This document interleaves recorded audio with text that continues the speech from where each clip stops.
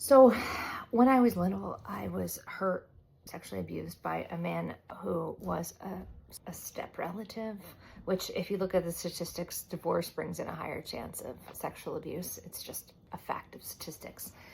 And so, this individual was 7 years older than me. His name was Brian Vaccarella. There you go. I just outed him completely. And I was doing some spiritual work with Isabel, which I've talked about a little bit. And in that spiritual work and that cleaning up and that cleaning out of my soul, we decided to invite Brian in, his higher self, in to see if we could do some like healing for me and maybe for him on the side, sort of as a byproduct of the healing for me. And when we called in his higher self, there was another entity that came in with him. So his higher self was there and it was really big. And then there was like a smaller entity that walked in with him. And this one was bitter and mean and angry. And Isabel had him be quiet almost immediately. And she felt him and she felt super not okay. And when she pulled me out of that hypnosis session, I looked at her and said, I think he's dead. I don't think he's still alive. I think he's no longer on the planet. And she was like, what? And so it took me a couple of minutes, right? It wasn't a quick search, but I found one, and I found a like in remembrance of, and there it was like, he died in 2021 or 2022. He died 4 years ago, 3 years ago. And I was like, everyone in that family who knew that happened to me had the opportunity to let me know 3 years ago that he croaked, and they didn't. And I was like, tells me a lot about that family. And I realized this morning that I don't really trust anyone in that family. I really don't trust anyone. There's maybe one individual in that family that I would consider building trust with, and that is Brian's brother, Kevin. Maybe. So I had heard before Brian died, because I didn't know Brian died and I haven't talked to anybody in the family since like 2019, that Brian's brother didn't allow Brian anywhere near his daughters, which I was like, that's a really smart move. That's just wisdom right there. And that's just knowing who your relatives are and knowing what's safe and what's not safe. And I wouldn't be surprised if Kevin has completely cut off from the entire family and doesn't talk to anybody in that family. Maybe he still talks to his parents. But here's something very interesting. While I was doing a search for Brian to find out if he was alive or dead, I found a whole bunch of videos from his little brother, Mikey. And Mikey was a physical therapist and he was making physical therapy videos.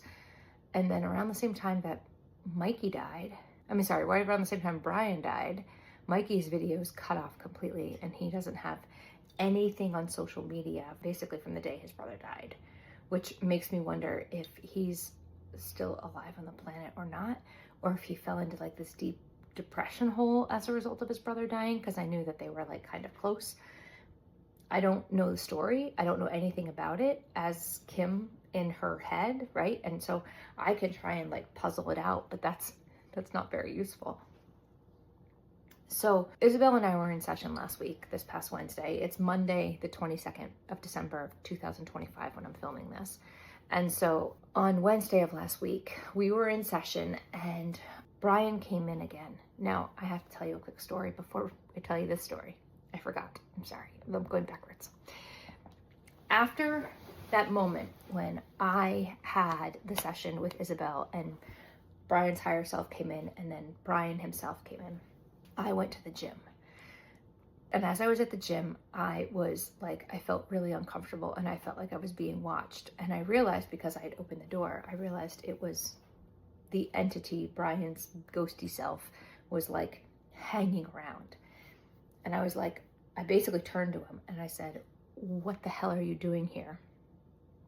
And he said, you're doing my favorite thing. You're like working out. You're doing one of my favorite things. So I'm here with you to do my favorite thing while you're doing it. And I was like, I didn't invite you here. You're not welcome here. I don't want to talk to you.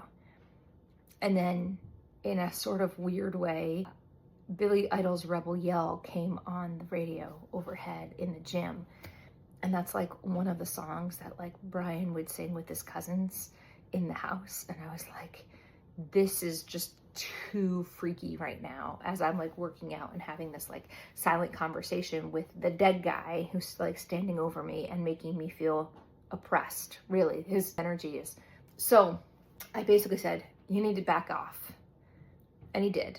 thankfully. And I had my workout. And then a couple of days later, I was walking home from work and his energy came back at me. And I was like not very far from home at all. And I was about to cross the street to go onto the property where I live.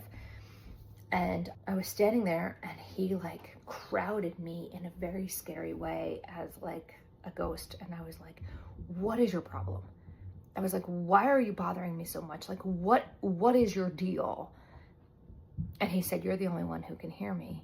I said, well, it's not my fault that like no one else in your family is awake and alert and aware of your presence. That's not on me. Not for me to solve. You like hurt me in really gross ways. And I really want nothing to do with you. And he started, because I gave pushback, he started to crowd my space a whole lot. And I like pulled energy up out of the ground and out of the sky and all of it. And I just like castled up, or lighthoused as I like to think of it, lighthoused up, and I pushed him away from me. And he fell over and he flattened. Like energetically, it was the equivalent of a bomb. I just, and he left me alone. And if you had asked me up until then how things were at the gym, how did the gym go? I'm like, it was really good, but I felt watched. Like I just felt watched while I was at the gym. After I flattened him, I didn't feel watched anymore at the gym. I felt like my boundaries were respected. Nobody bothered me. I didn't feel watched anymore. I didn't think anybody cared what I was doing. It was great. I actually started to enjoy the gym more after I flattened him. So in session this past week on Wednesday, to catch back up, somehow, and I don't remember now because it was like hypnotherapy and I haven't gone back and re-listened to the transcript yet. I'll take a look at it. But Brian came, she said, do we need to heal a little bit more of Brian? And I was like, that seems like a good idea. And so we invited Brian back in, knowing the kind of person he was, knowing the kind of entity he was. And he said that after that moment when I pushed back at him, and I basically told him, like, I'm not the child you were messing with back all those years ago. And I have a strength that you have no idea. And I have reserves that you have no idea of. When he came back in, he said he was amazed at my strength. He's the one who used the term flattened to start with. He's like, you flattened me. And he said, I had no idea that the light had so much power.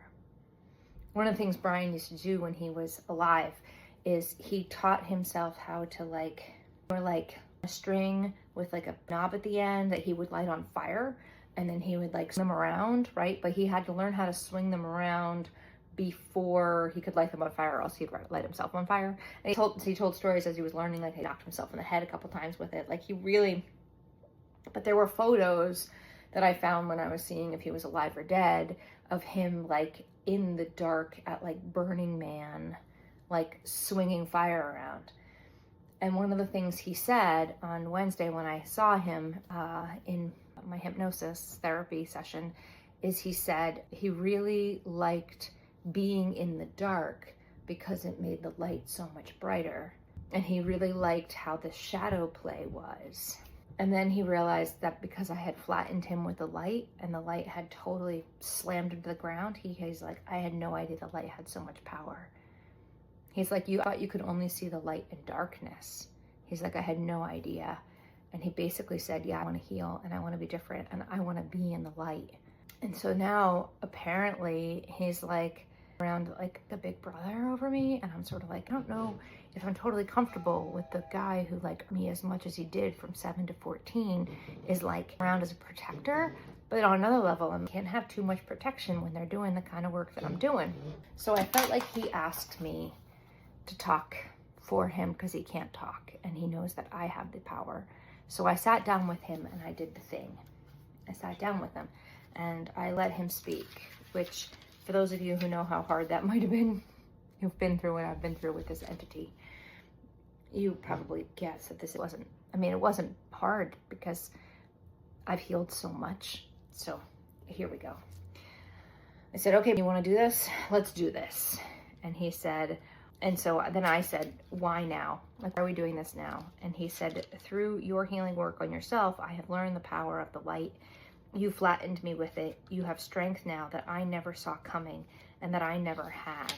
You know your passion and abilities. I was fascinated by the light and hid in the darkness. You use light to heal and to expose, which brings whole levels of strength I never experienced. I danced with fire, which only created more shadows. And I said, why me? And he said, you knew me from some of my worst actions. I am not proud of my behavior toward you, but you have turned what was crippling fear and pain from me into a strength that is work I am amazed by and braver than I was capable of. I drank and looked to sex as an escape. I was all about my ego and being the biggest person in the room. You don't care who is even in the room now. I made you fearful then. I have seen your transformation and know my soul is capable of that same transformation because you have done it. I said, what message do you have for me? I'm sorry. I took from you what you can't ever get back. Innocence, firsts, thrills of the right person. I have seen how passionate, driven, determined, and deep you are. I am so grateful that you have become these things despite me. My actions could have derailed you, but you let them become motivating for you. I said, what messages do you have for someone else? My mom. I said, Dee? He said, yep. My death has put some things on pause for her. I was her first, and we had a good connection. I told her things I couldn't tell just anyone. She didn't judge me the way I felt others judged me. She knew I was flawed, that I drank a lot. I smoked, I escaped in all sorts of ways, sex and women. My mom loved me, and she accepted me. My lifestyle caught up with me, and that popped her balloon. There is a part of her that is just sad now. She loved our talks, and I knew so much about her, and she about me. I think she knew about you, Kim, but she still loved me. And then he said, my brother, Kevin. Yeah. To say I was a dick to him would be an understatement. I not only said shitty things to him, I made scenes on his big moments so I got more attention than he did. And I just heard him say, and I hurt him physically. I ruined his prom photos. To be honest, I made his life hell. I said he knew about me. And he said he did. I beat the shit out of him regularly. Oh, there it is. I literally made his life hell. He never wanted to see me again when he went off to college. I'm the reason there was a schism in the family, and he never or rarely saw his parents. I'm the asshole. And I'm the one who called him the asshole. I said all kinds of crap because Kevin went to college and realized his family was not the kind of people he wanted to be around. And it was me. That was all me. If I had more compassion and allowed for growth in myself and in him, he might not have seen our parents as enabling my bad decisions. He didn't care I went to exotic places and had amazing experiences all over the world with all kinds of people. He saw right through me and hated that our parents didn't stop my bad behavior. He was protecting his family from me, and I don't blame him. Kim, you've been asking if my younger brother is still alive. To him, Michael. I said, I almost just wrote Mikey. Mikey is a shell of who he was, and he is learning to become himself again. My energy fueled him to some degree, and in some ways, I destroyed him. Kevin was right to keep his distance. I destroyed everything I was close to. I said, Brian, do you have a gift for me? Sorry. Kim, I give you back your innocence, which I stole. I said, do you have a gift for anyone else? There is a sea of women I stole from. So many ways to steal. I give back everything I stole, and I release them from any ties with me.